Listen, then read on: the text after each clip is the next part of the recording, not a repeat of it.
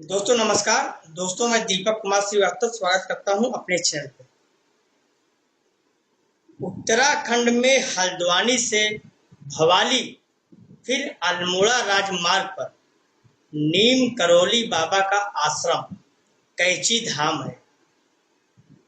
इसे आध्यात्मिक मान्यताओं का केंद्र माना जाता है, लेकिन कभी आपने सोचा है कि उनके आश्रम का नाम कैची धाम ही क्यों पड़ा, कुछ और क्यों नहीं? साथ ही जानते हैं कि कैची धाम में श्रद्धालु कंबल क्यों चढ़ाते हैं और कैची धाम को स्थापित करने में नीम करौली बाबा की मदद किसने की थी।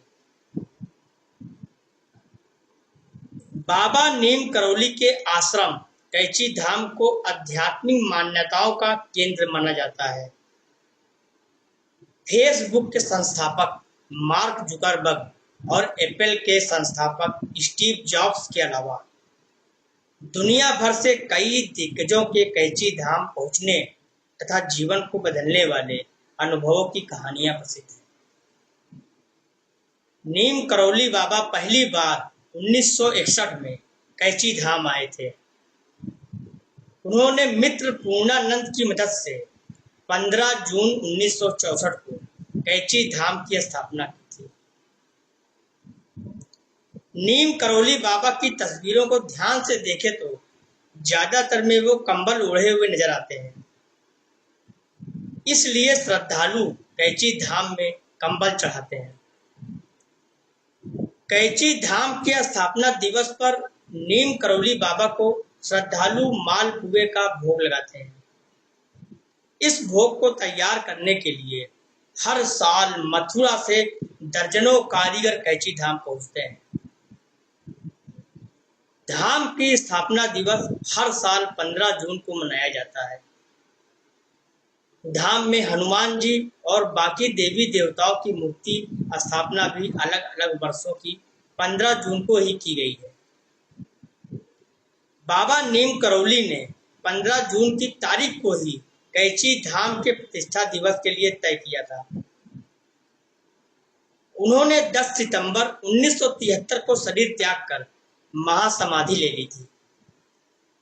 उनके महासमाधि लेने के बाद उनके अस्थि कलश को धाम में ही स्थापित किया गया था। इसके बाद 1974 से बड़े स्तर पर मंदिर का निर्माण कार्य शुरू किया गया। कहा जाता है कि महज 17 साल की उम्र में ही बाबा नीम करौली को ईश्वर के बारे में विशेष ज्ञान प्राप्त हो गया था।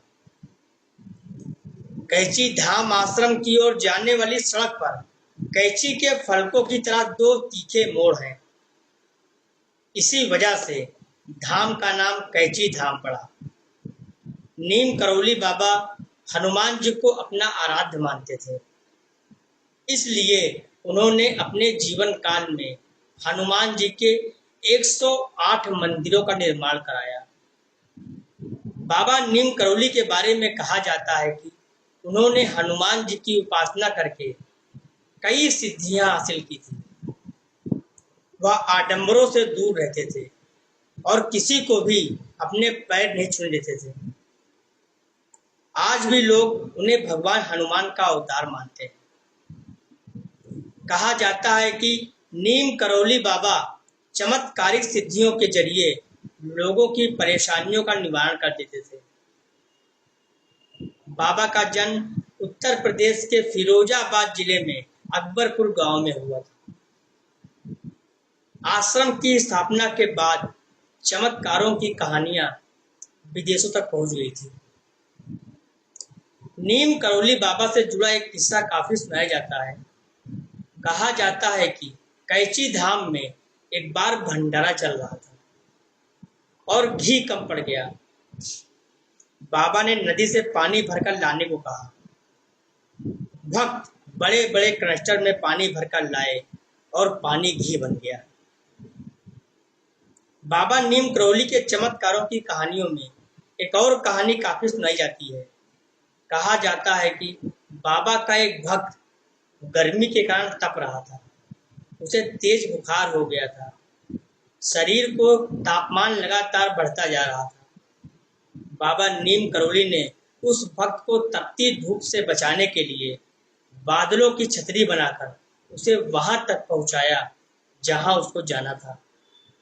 जय हो बाबा नीम करोली।